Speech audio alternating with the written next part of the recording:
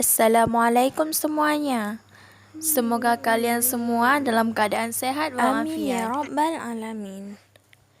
Sebelum melanjut menonton video ini, alangkah baiknya teman-teman like dan subscribe video ini. Pada video kali ini, kami akan mengisahkan kisah Al-Barak bin Malik Al-Ansari bagian 2.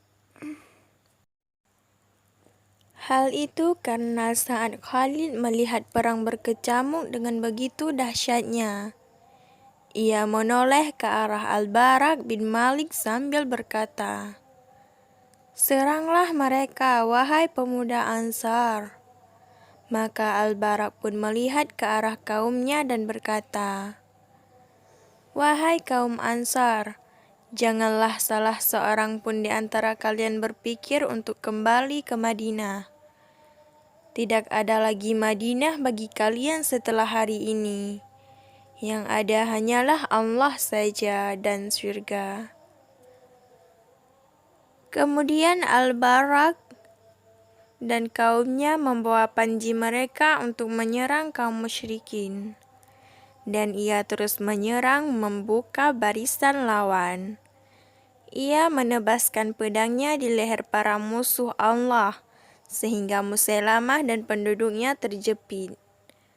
Mereka mundur ke sebuah taman yang terkenal dalam sejarah, yang sebutan Madikul Maut, Taman Kematian, karena banyaknya korban yang mati di hari itu.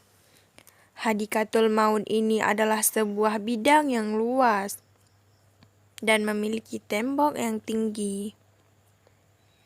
Musailamah dan ribuan tentaranya menutup gerbang-gerbang taman tersebut. Mereka semua berlindung dengan tembok-tembok tinggi yang ada di dalamnya. Dan mereka menembakkan anak panah mereka dari dalam taman tersebut, hingga anak panah tersebut bagaikan hujan yang turun dengan deras bagi kaum muslimin. Saat itu, majulah sang penjuang Islam yang gagah berani yang bernama Al-Barak bin Malik sambil berseru, "Wahai kaumku, turunlah aku, alat pelempar, dan arahkanlah ke arah para permanah itu. Lemparkanlah ke dalamnya, dekat gerbangnya. Karenanya, bila aku tidak mati syahid, maka aku akan membukakan gerbang taman untuk kalian." Dalam sekejap Al-Barak bin Malik telah duduk di atas alat pelempar. Dia adalah seorang yang berbadan kurus. Maka para pejuang yang lain mengangkat dan melemparkannya ke dalam Hadikatul Maut di antara ribuan pasukan Musailamah. Maka turunlah Al-Barak di pihak musuh seperti kilat menyambar. Ia terus menyerang mereka di depan gerbang taman, dan ia berhasil membunuh 10 orang dari mereka dan berhasil membuka gerbang. Dan ia mengalami lebih dari 80 luka panah dan sebetan pedang karenanya. Maka kaum muslimin langsung merangsek ke arah Hadikatul Maut dari seluruh penjuru pagar dan gerbangnya.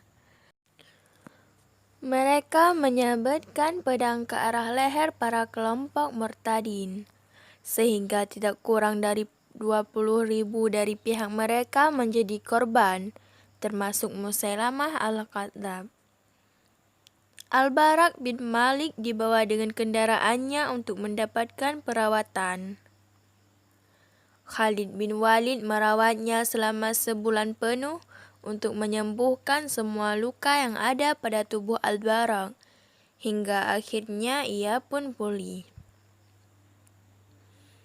Dengan keberanian Al-Barak, pasukan muslimin meraih kemenangan telak. Al-Barak telah mengorbankan semuanya untuk mendapatkan kesyahidan dalam peristiwa Hadikatul Maut. Ia terus mengikuti perang demi perang karena ingin mewujudkan cita-citanya yang tertinggi itu.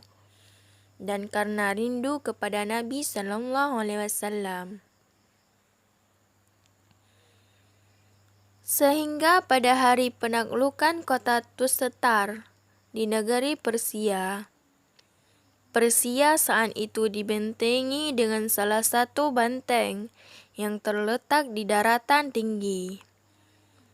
Kaum muslimin telah berhasil mengepung mereka dengan begitu ketatnya. Saat pengepungan tersebut berlangsung cukup lama dan pihak Persia sudah merasa semakin terjepit, maka mereka membuat rantai besi yang mereka ulurkan dari pagar benteng tersebut.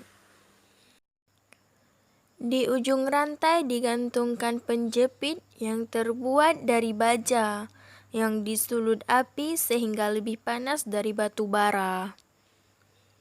Penjepit itu berputar mengenai tubuh kaum muslimin dan mencomot tubuh mereka.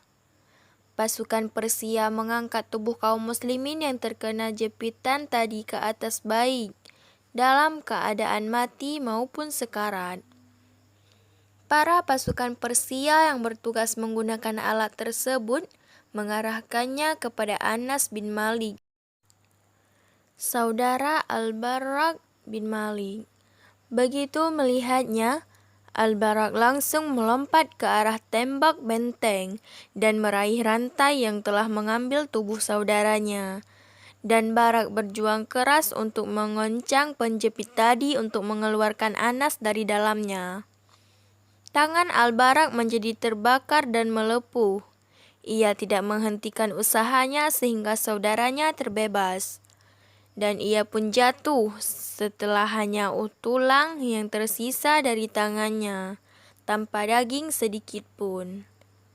Dalam peperangan ini, Al-Barrak bin Malik Al-Ansari berdoa kepada Allah agar ia diberikan mati syahid.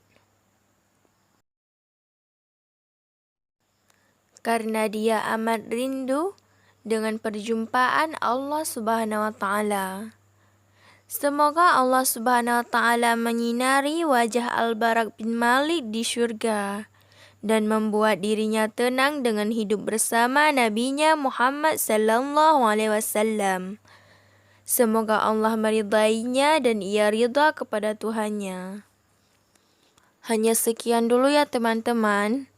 Kisah Al-Barrak bin Malik bagian 2. Assalamualaikum warahmatullahi wabarakatuh.